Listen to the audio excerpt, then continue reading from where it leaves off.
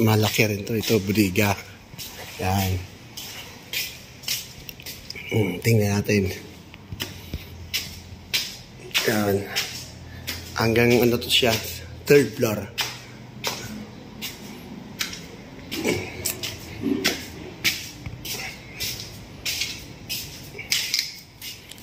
Yan.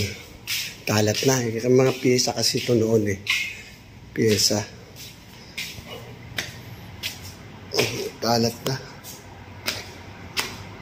Ito, kagusto. Tinakpan ko lang. Kasi ibibinta kasi baka ito mabili. At least. Ayan. Malaki.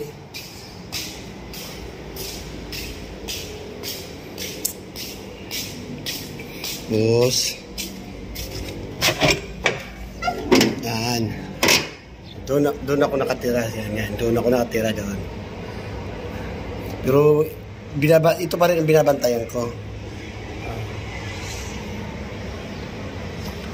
Laki. House and lot. Budiga o kaya ano. Mamimili lang kung anong gusto nila. Yeah. Tapos yung dati, taas yung ano ko mga tanim. Doon.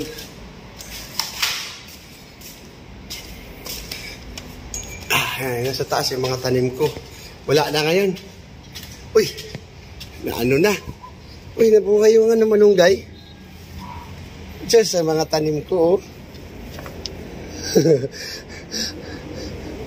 Wala na yung mga tanim ko. Ano na, puro na gubat na. Gubat na yung mga tanim ko, oh. Ala.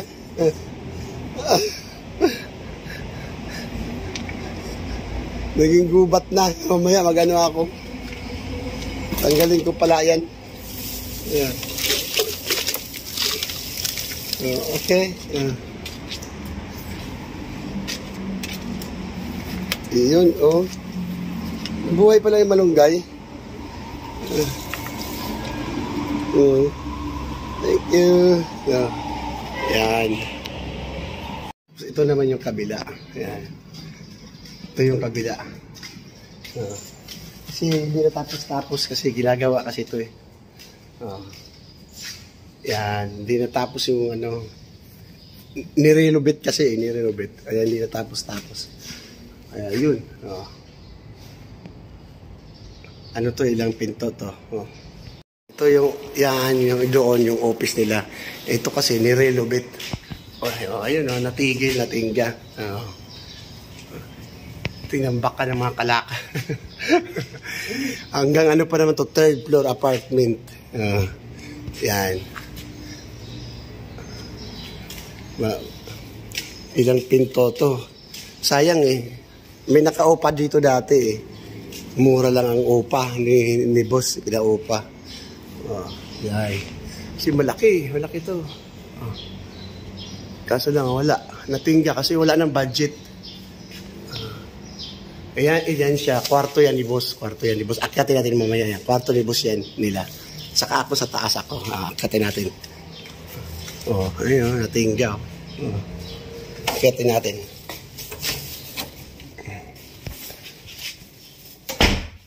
Ayan. Kasi doon ako sa 3rd floor ako.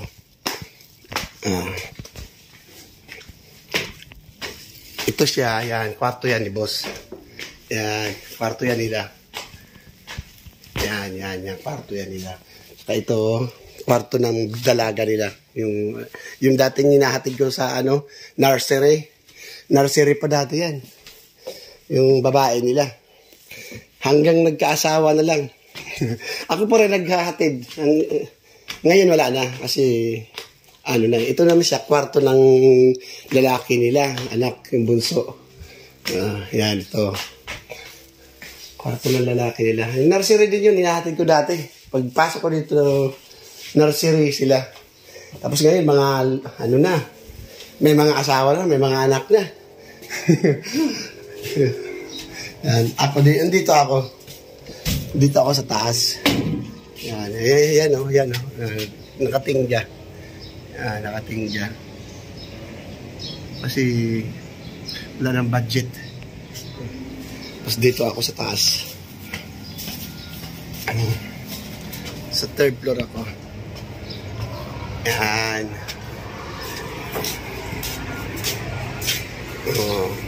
Dito sinasampay yung mga pag naglalabas si Jolie, asawa ko, dito niya inaakyat sa third floor. Yan damit ang amo ko. Damit ang amo ko. Kasi pagpasok nito, ang babata pa talaga nila. Kaya thank you rin sa kanila na nagtiwala sa amin. Thank you. Kung sino may hindi ko alam kung ano. Ayan. Thank you. Hindi namin alam kung tatagal kami dito. Kasi sa sitwasyon namin dito. Dati, ang dami namin dito. Siguro mga 5 driver, 3 pahinante. Ang babae, 10. Malakas dati. Iwan ko ngayon bakit magkaganon. Bali, sobra 20 years na ako dito. Kaya thank you sa tiwala nila. Thank you. Kahit paano. Yan, umaalis na yung mga tao dito. Walang nakuha kahit piso kasi bankrupt. Iwan ko bakit nagkaganon.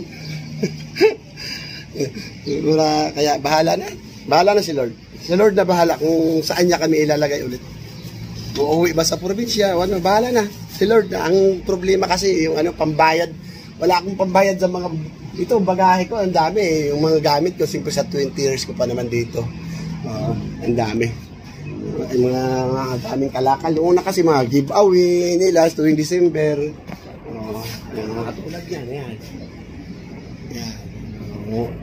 Ilan lang yan. Siyempre, mga gamit namin ng mga mga kailangan sa bahay. Yan. Tulad yan. Mga ganyan. Kaya, thank you. Remember kung sapatos na toklap. Gumaganon. Thank you.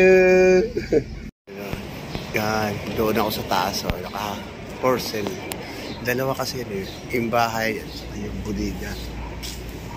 Yan, doon, hanggang doon. Yan. Tingnan natin. Okay.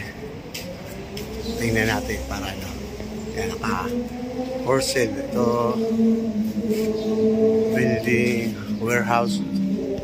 Yan, warehouse building. Yan, dalawang gate kasi yan. Tapos yung isa, yan.